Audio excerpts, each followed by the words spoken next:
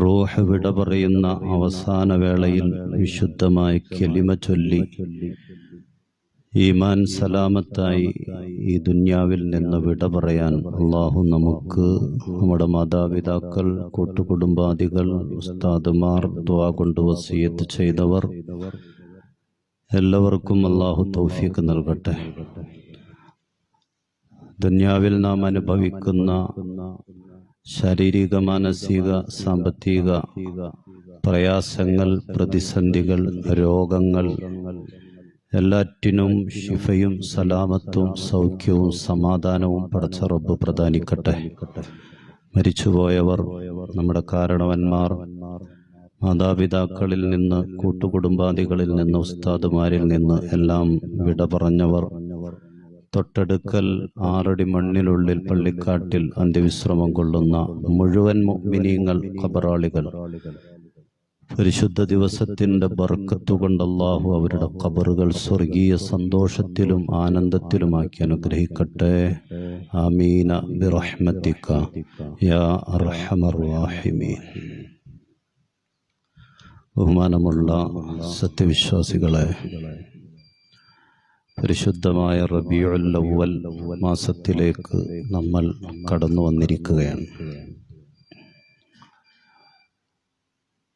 ഇന്നത്തെ ദിവസം റബീഉൽ അവ്വൽ 2 ആണ്. വരുന്ന 16-ാം തീയതി തിങ്കളാഴ്ചയാണ് മീലാദുൻ നബി സല്ലല്ലാഹു അലൈഹി വസല്ലം എന്ന പരിശുദ്ധമായ നബിദിനത്തിൻ്റെ സന്തോഷ ദിവസം. അല്ലാഹു സുബ്ഹാനഹു വ തആല അനുഗ്രഹീതമായ ഈ മാസത്തെ മദ്ഹ് കൊണ്ടും മഹബ്ബത്ത് കൊണ്ടും ധന്യമാക്കാൻ നമുക്ക് അവർക്കും തൗഫീഖ് പ്രദാനിച്ച് അനുഗ്രഹിക്കുമാറാകട്ടെ. അല്ലാഹുവിൻ്റെ റസൂൽ അഷ്റഫുൽ ഖൽഖ് മുഹമ്മദുർ റസൂലുള്ളാഹി സ്വല്ലല്ലാഹു അലൈഹി വസല്ലമ തങ്ങൾ ജനിച്ച ദിവസവും ജനിച്ച മാസവും ഒക്കെ വിശ്വാസികളെ സംബന്ധിച്ചിടത്തോളം, ഈ ഉമ്മത്തിനെ സംബന്ധിച്ചിടത്തോളം സന്തോഷിക്കാനും ആ സന്തോഷം പ്രകടിപ്പിക്കാനും ഉള്ള സമയങ്ങളാണ്. നമ്മുടെ ഹബീബ്, നമ്മുടെ നേതാവ്, ലോകത്തിൻ്റെ നേതാവ്, അന്ത്യപ്രവാചകൻ അഷ്റഫുൽ ഖൽഖ് മുഹമ്മദുർ റസൂലുള്ളാഹി സ്വല്ലല്ലാഹു അലൈഹി വസല്ലമ തങ്ങൾ നമ്മുടെ ദുന്യാവിൻ്റെയും നമ്മുടെ ആഖിറത്തിൻ്റെയും അവലംബം, വിജയം ആ റസൂലിനെ ആശ്രയിച്ചാണ്. അതുകൊണ്ട് മുത്ത് നബി ജനിച്ച സമയം, ദിവസം, മാസം നമ്മെ സംബന്ധിച്ചിടത്തോളം സന്തോഷിക്കാൻ, അത് പ്രകടിപ്പിക്കാൻ ഉള്ള സമയമാണ്. അത് ഏറ്റവും വലിയൊരു ഇബാദത്തായിട്ടാണ് നമ്മൾ മനസ്സിലാക്കേണ്ടത്. റസൂലിൻ്റെ ജനനത്തോടനുബന്ധിച്ച് നമ്മൾ ചെയ്യുന്ന നമ്മുടെ സന്തോഷവും അതിനോടനുബന്ധിച്ചുള്ള സന്തോഷ പ്രകടനങ്ങളും, ഇസ്ലാം അനുവദിച്ച നിലക്കുള്ള സന്തോഷ പ്രകടനങ്ങളും ഒക്കെ വലിയ ഇബാദത്തായി നമ്മൾ മനസ്സിലാക്കുന്നു. സഹീഹ് ബുഖാരിയിൽ 5101 നമ്പറിലുള്ള ഹദീസിലാണ് റസൂലിന്റെ മൂത്താപ്പയായ അബൂലഹബിന് നാളെ നരകത്തിൽ എല്ലാ തിങ്കളാഴ്ച ദിവസവും ഒരു ഇളവ് ലഭിക്കും എന്നുള്ള സംഭവം റിപ്പോർട്ട് ചെയ്യപ്പെട്ടിട്ടുള്ളത്. അബൂലഹബ് എന്ന് പറഞ്ഞാൽ റസൂലിന്റെ മൂത്താപ്പയാണ്. റസൂലിന്റെ മൂത്താപ്പയാണെങ്കിലും കൊടിയ മുശ്രിക്കാണ്. അള്ളാഹുവിന്റെ റസൂലിനെ ഏറെ ഉപദ്രവിച്ച വലിയ ശത്രുവാണ്, ദീനിന്റെ ശത്രുവാണ്. റസൂലിനെ വല്ലാതെ പ്രയാസപ്പെടുത്തിയിട്ടുണ്ട്. ചരിത്രവും സംഭവമൊക്കെ അറിയാം, നമുക്ക് വിശദീകരിക്കുന്നില്ല. അതുകൊണ്ട് തന്നെ അബൂലഹബിനെ വിമർശിച്ചുകൊണ്ട് ശക്തമായി ആക്ഷേപിച്ചുകൊണ്ട് പരിശുദ്ധമായ ഖുർആനിൽ പേരെടുത്ത് അല്ലാഹു സുബ്ഹാനഹു വ തആല തബ്ബത് യദാ അബീ ലഹബിൻ വതബ്ബ് മാ അഗ്നാ അൻഹു മാലുഹു വമാ കസബ് സയസ്ലാ നാറൻ ദാത്ത ലഹബ് എന്ന് പറഞ്ഞ അബൂലഹബിനെ അതിരൂക്ഷമായ ഭാഷയിൽ ആക്ഷേപിച്ചുകൊണ്ട് കുറ്റപ്പെടുത്തിക്കൊണ്ട് പരിശുദ്ധമായ ഖുർആനിൽ ആയത്തുകൾ ഒരു സൂറത്ത് തന്നെ അല്ലാഹു അവതരിപ്പിച്ചിട്ടുണ്ട്. വംറഅതുഹു ഹമ്മാലത്തൽ ഹതബ് ഫീ ജീദിഹാ ഹബ്ലും മിൻ മസദ്. അബൂലഹബിനെ മാത്രമല്ല, അബൂലഹബിന്റെ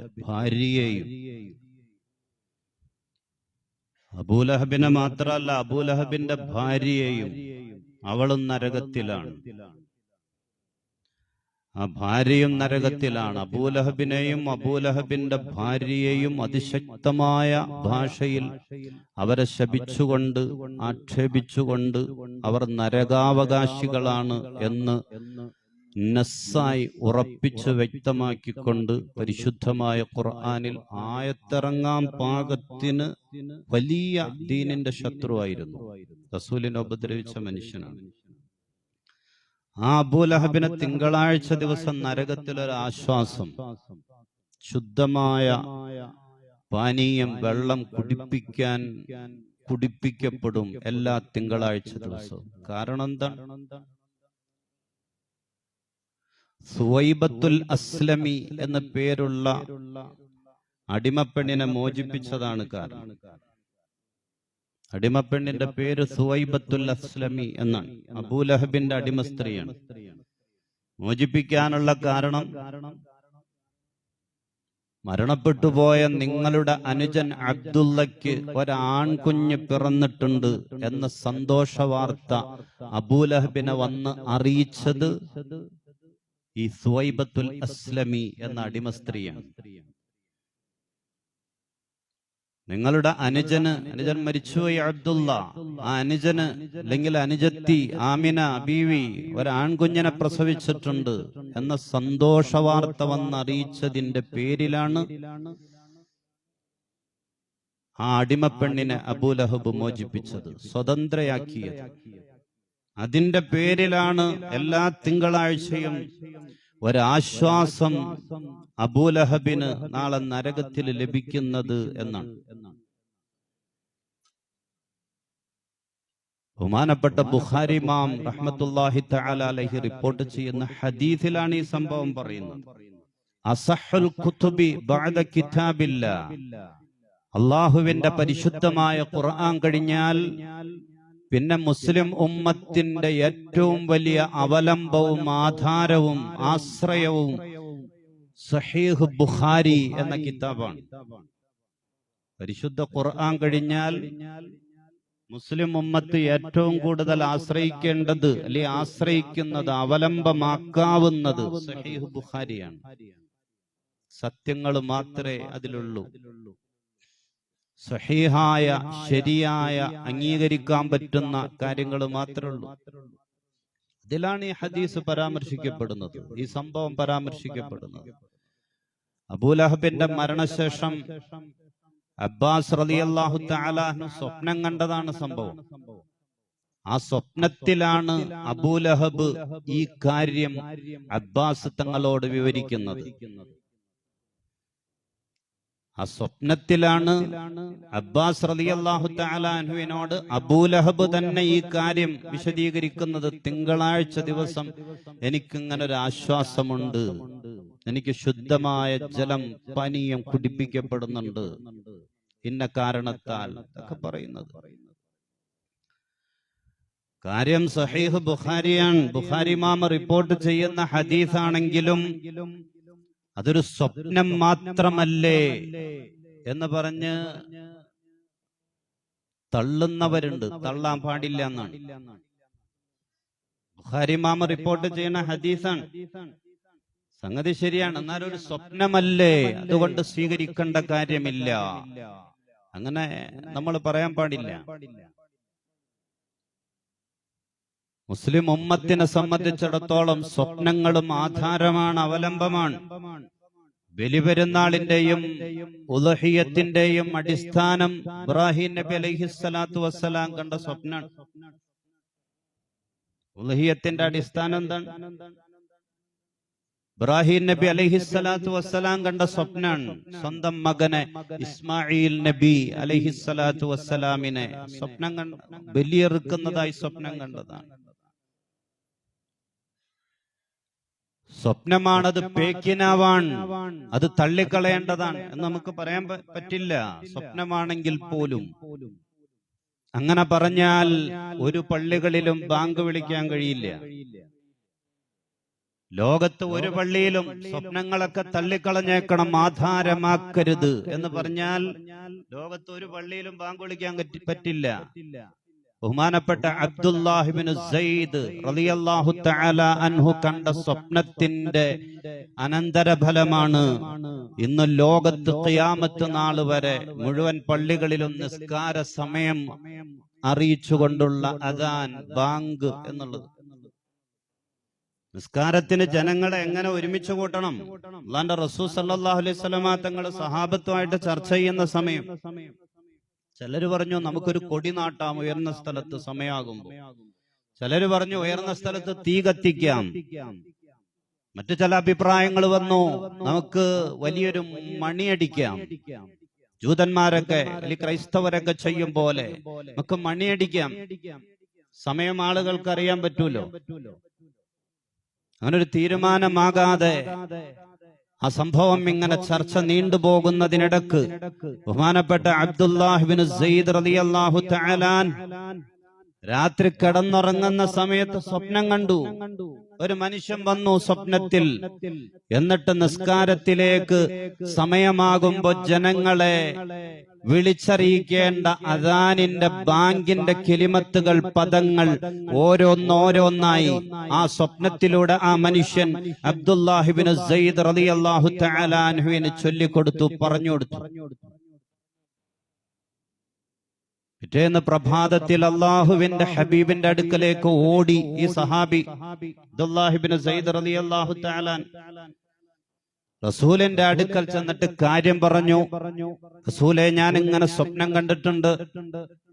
ഒരു മനുഷ്യൻ സ്വപ്നത്തിൽ വന്നിട്ട് എന്നോട് ജനങ്ങളെ സമയമറിയിക്കാൻ, നിസ്കാരത്തിലേക്ക് വിളിക്കാനുള്ള അദാനിന്റെ ബാങ്കിന്റെ വാചകങ്ങൾ ഓരോന്നും എനിക്കിങ്ങനെ പറഞ്ഞു തന്നു.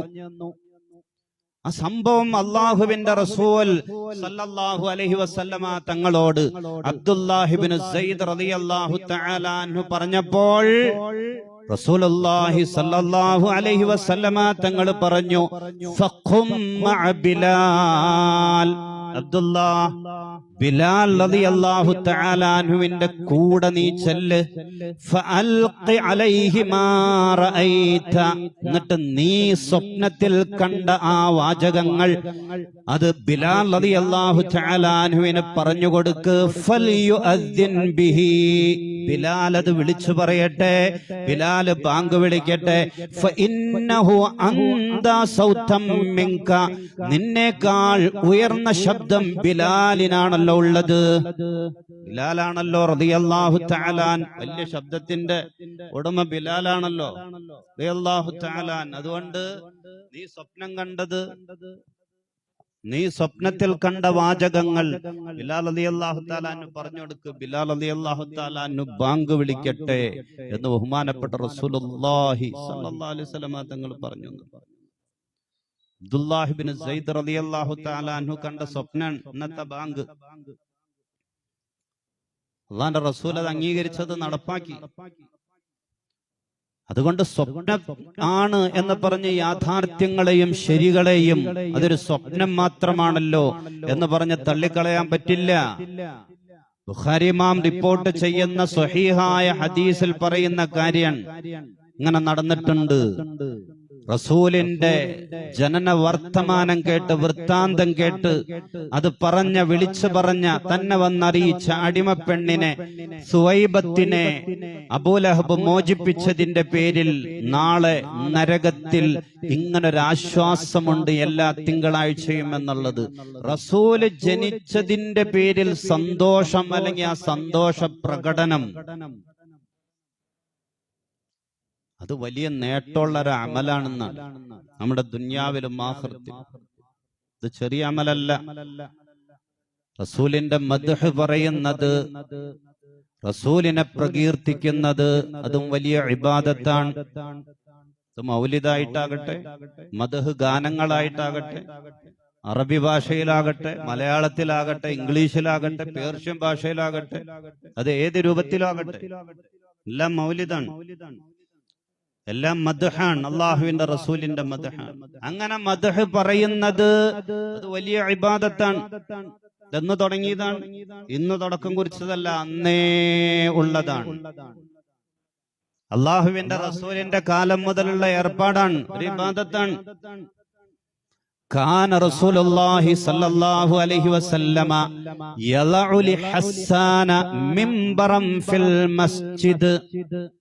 ബഹുമാനപ്പെട്ട ഹസ്സാൻ ഇബ്നു സാബിത്ത് റളിയല്ലാഹു തആല അൻഹുവിന് അല്ലാഹുവിന്റെ റസൂൽ മദീന പള്ളിയിൽ പ്രത്യേകം ഒരു മിമ്പർ നിർമ്മിച്ചു കൊടുത്തു, ഒരു സ്റ്റേജ്, ആളുകൾക്കിടയിൽ ഉയർന്നു നിൽക്കാനുള്ള ഒരു പ്രത്യേകമായ ഒരു ഇരിപ്പിടം, ഒരു പ്രത്യേകമായ ഒരു സ്ഥാനം, ഒരു മിമ്പർ, ഒരു സ്റ്റേജ് മദീന പള്ളിയിൽ അല്ലാഹുവിന്റെ റസൂൽ ഹസ്സാൻ റളിയല്ലാഹു തആല അൻഹുവിനെ നിർമ്മിച്ചു കൊടുത്തു. എന്നിട്ടോ ഹസ്സാൻ റളിയല്ലാഹു തആല അൻഹു എന്താ ചെയ്തത്? യഖൂമു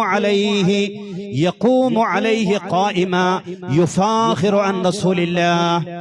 ആ മിമ്പറിൽ നിന്നിട്ട്, ആ പ്രത്യേകമായ സ്റ്റേജിൽ എഴുന്നേറ്റ് നിന്നിട്ട് സഹാബത്തിന്റെ മുന്നിൽ, അള്ളാഹുവിന്റെ റസൂലിന്റെ മുന്നിൽ എഴുന്നേറ്റ് നിന്നിട്ട് റസൂലിനെ പറ്റി മദ്ഹ് പാടുമായിരുന്നു, പറയുമായിരുന്നു. റസൂലിനെ പറ്റി മദ്ഹ് പാടും. ഹസ്സാൻ ഇബ്നു സാബിത്ത് റളിയല്ലാഹു തആല അൻഹു വലിയ കവിയായിരുന്നു. റസൂലിന്റെ സ്തുതി കീർത്തനങ്ങൾ, അള്ളാഹുവിന്റെ റസൂലിന്റെ സ്തുതി കീർത്തനങ്ങൾ ധാരാളമായിട്ട് പാടി പുകഴ്ത്തി പറയുന്ന വലിയ കവിയായിരുന്നു ഹസ്സാൻ ഇബ്നു സാബിത്ത് റളിയല്ലാഹു തആല. അള്ളാഹുവിന്റെ റസൂൽ ഒരു മിമ്പർ പണിതു കൊടുക്കുകയാണ്. എവിടെ? മദീന പള്ളിയിൽ.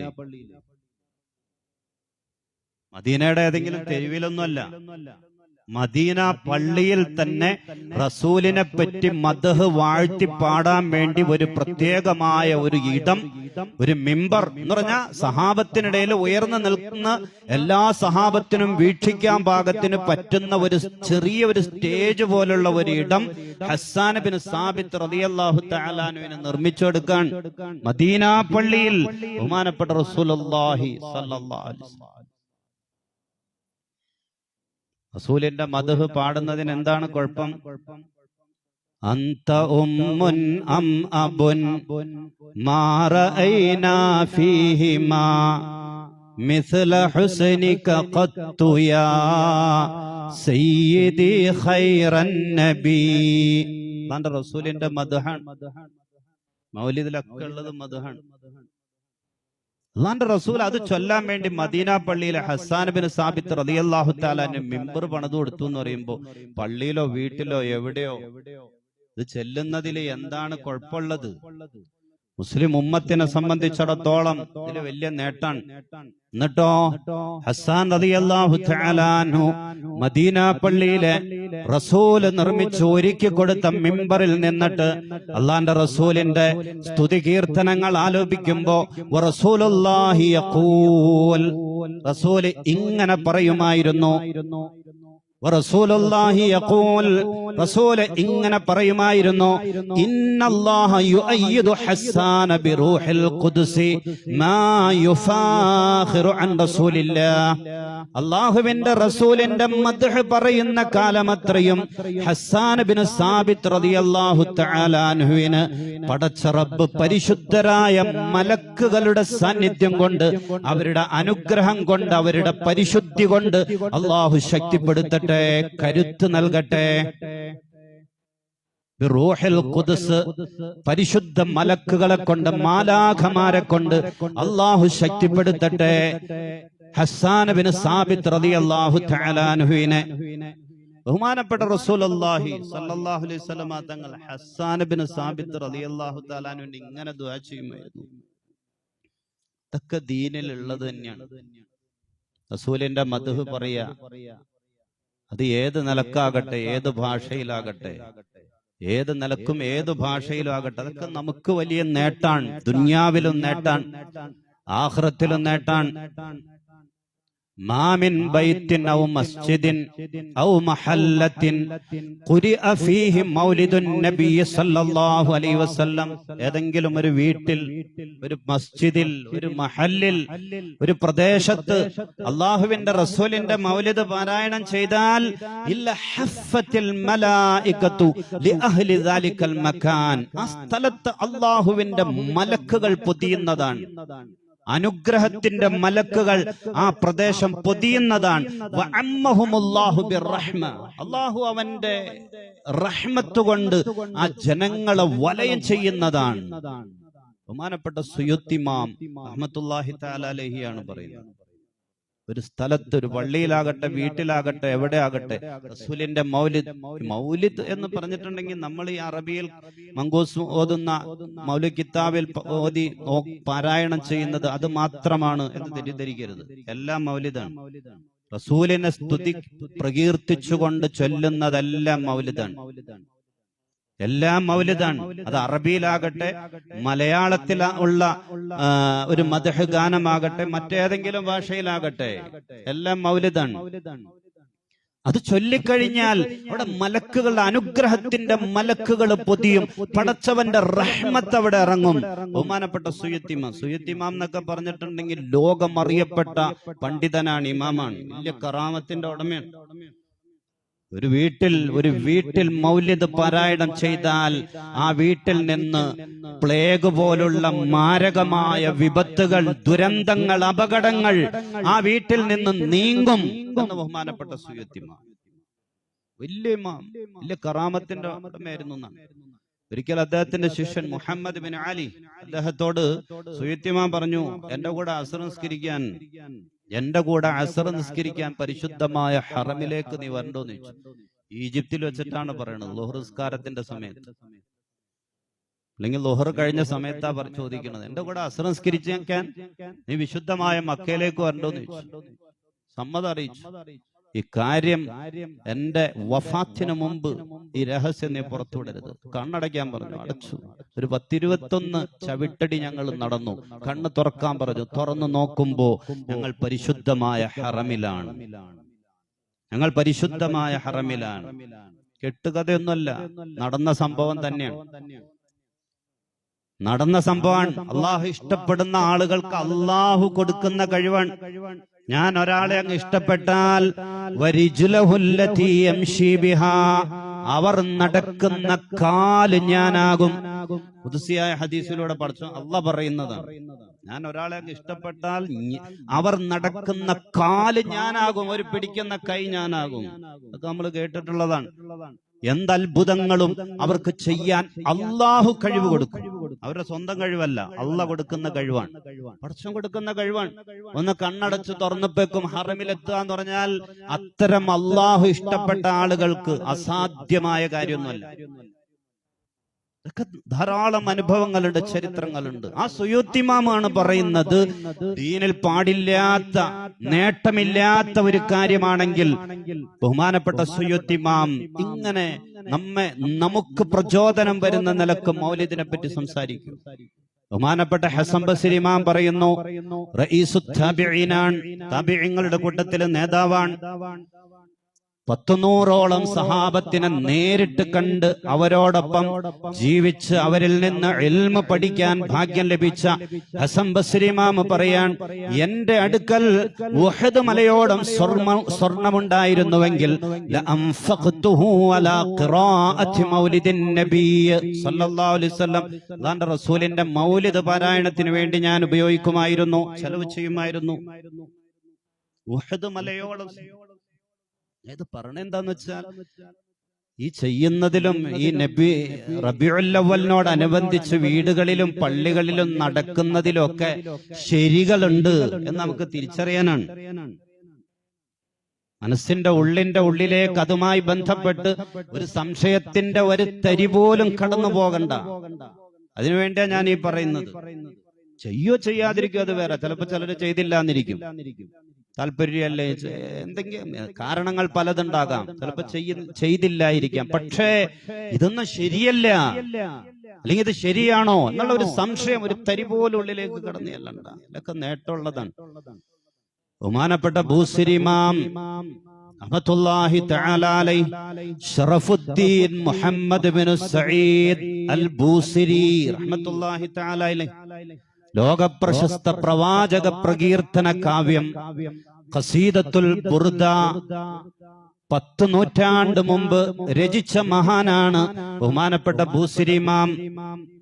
300-ലധികം ഭാഷകളിലേക്ക് ട്രാൻസ്ലേറ്റ് ചെയ്യപ്പെട്ട മദ്ഹുൻ നബിയാണ്, ഖസീദത്തു മദ്ഹിൻ നബിയാണ്, പ്രവാചക പ്രകീർത്തന കാവ്യമാണ്. 300-ലധികം ഭാഷകളിലേക്കാണ് അത് ട്രാൻസ്ലേറ്റ് ചെയ്യപ്പെട്ടിട്ടുള്ളത്. ഇമാം ബൂസിരി റഹ്മത്തുള്ളാഹി തആല അലൈഹി ആമിൻ തദക്കുറുജി റാനിം ബിദി സലമി مزجت دمعا جرى من مقلة بدمي എന്ന് തുടങ്ങുന്നതാണ് മൗലായ ഈരടി ചൊല്ലിക്കൊണ്ട് നമ്മൾ ഇങ്ങനെ ചൊല്ലുന്ന അല്ലെങ്കിൽ നമ്മൾ കേൾക്കുന്ന ബുർദ അല്ലെങ്കിൽ ബുർഉദ്ദ എന്നറിയപ്പെടുന്ന ബുർദ, ലോകത്തെ ഏറ്റവും പ്രശസ്തമായ പ്രവാചക പ്രകീർത്തന കാവ്യം. അത് ബുർദയാണ്. ബൂസിരി ഇമാമാണ് അത് രചിച്ചത്. മഹാനവർകൾ പക്ഷാഘാതം പിടിപെട്ട് ശരീരം തളർന്ന് കിടന്ന കിടപ്പായി കിടപ്പ് രോഗിയായ സമയത്താണ് അള്ളാഹുവിന്റെ റസൂലിന്റെ മദ്ഹ് കാവ്യം രചിക്കാൻ നേർച്ചയാക്കുന്നത്. കിടപ്പാൻ, എഴുന്നേക്കാൻ പറ്റില്ല, ശരീരം തളർന്ന് കിടപ്പാൻ.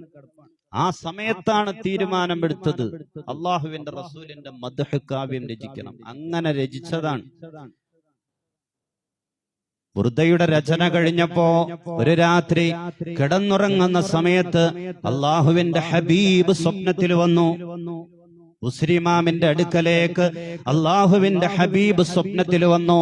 എന്നിട്ട് റസൂലിന്റെ തൃക്കരം കൊണ്ട് തളർന്ന് കിടക്കുന്ന ബൂസിരി ഇമാമിന്റെ ശരീരം തടകി കൊടുത്തു. ബൂസിരി ഇമാം കണ്ട സ്വപ്നം കണ്ടതാണ്. പിറ്റേ ദിവസം വയ്യാതെ കിടന്ന, എഴുന്നേൽക്കാൻ പറ്റാതെ കിടന്ന ബൂസിരി ഇമാം റഹ്മത്തുള്ളാഹി തആല അലൈഹി പൂർണ്ണ ആരോഗ്യത്തോടെ എഴുന്നേറ്റ് നടന്നുവെന്നാണ് ചരിത്രം. നടന്ന സംഭവമാണ്, യാഥാർത്ഥ്യമാണ്.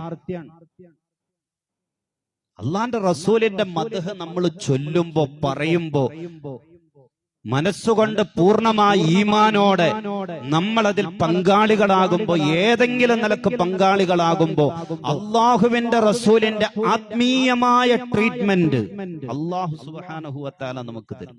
അതും അള്ളാഹ് തരുന്നതാണ്, വേറെ ആരും തരുന്നൊന്നുമല്ല. അള്ളാഹ് തരുന്നതാണ്. അള്ളാഹുവിന്റെ റസൂലിന്റെ ആത്മീയമായ ട്രീറ്റ്മെന്റ് നമുക്ക് തരും. ദുനിയാവിലെ സംവിധാനങ്ങൾ, നമ്മൾ അനുഭവിക്കുന്ന പ്രയാസങ്ങൾ, പ്രതിസന്ധികൾ, ദുനിയാവിലെ വേദനകൾ, ഇതിനെല്ലാം ഭൗതികമായ സംവിധാനത്തിലൂടെയുള്ള പരിഹാരത്തിനപ്പുറം പടച്ച റബ്ബ് നിശ്ചയിച്ചിട്ടുള്ളത് ആത്മീയമായ വഴികളിലൂടെയുള്ള പരിഹാരങ്ങളാണ്. അതിനുള്ള വഴികളാണ് ഇതൊക്കെ. പരിശുദ്ധമായ മദീന ഷരീഫിങ്കൽ പച്ചക്കുബ്ബക്ക് താഴെ വിശുദ്ധമായ റൗളയോട് ചേർന്ന് അള്ളാഹുവിന്റെ റസൂലിന്റെ ഖബർ ഷരീഫിന്റെ ആ ഭിത്തികളിൽ ഈ ബുർദയുടെ പരിശുദ്ധമായ അള്ളാഹുവിന്റെ റസൂലിന്റെ മദ്ഹ് ഉൾക്കൊള്ളുന്ന ബൂസിരി ഇമാമിന്റെ ബുർദയുടെ വരികൾ ഇപ്പോഴും നമുക്ക് കാണാം. ബുർദയുടെ വരികൾ അത് മുഴുവൻ ഉണ്ടായിരുന്നു എന്നാണ്. കാലങ്ങൾ കഴിഞ്ഞപ്പോ അത് കുറെയൊക്കെ കളഞ്ഞപ്പോ കുറച്ചു ഭാഗം, ചില വരികളൊക്കെ ഇപ്പോഴും ഉണ്ടെന്നാണ്. ഇതെല്ലാം അള്ളാന്റെ റസൂലിന്റെ വാക്കുകൾ ചുരുക്കാൻ. പരിശുദ്ധമായ റബീഉൽ അവ്വൽ മാസത്തിലേക്കാണ് നമ്മൾ കടന്നു വന്നിട്ടുള്ളത്. മൗലിദ് എന്ന് പറഞ്ഞാൽ നമ്മൾ പള്ളിയിൽ പാരമ്പര്യമായി നമ്മൾ നമ്മുടെ മുൻഗാമികൾ മഹത്തുക്കൾ എഴുതി നമുക്ക് പഠിപ്പിച്ചു തന്നിട്ടുള്ള മങ്കൂസ് മൗലിദ് അടക്കമുള്ള മദ്ഹുകളാണ്, മനാഖിബുകളാണ്. അറബി ഭാഷയിലുള്ള മദ്ഹ് മനാഖിബുകളാണ് നമ്മൾ ഒരുമിച്ചുകൂടി ചൊല്ലിപ്പാടി പറയുന്നത്. അത് മദ്ഹ് പറയുന്നതിന്റെ നേട്ടവും കിട്ടും.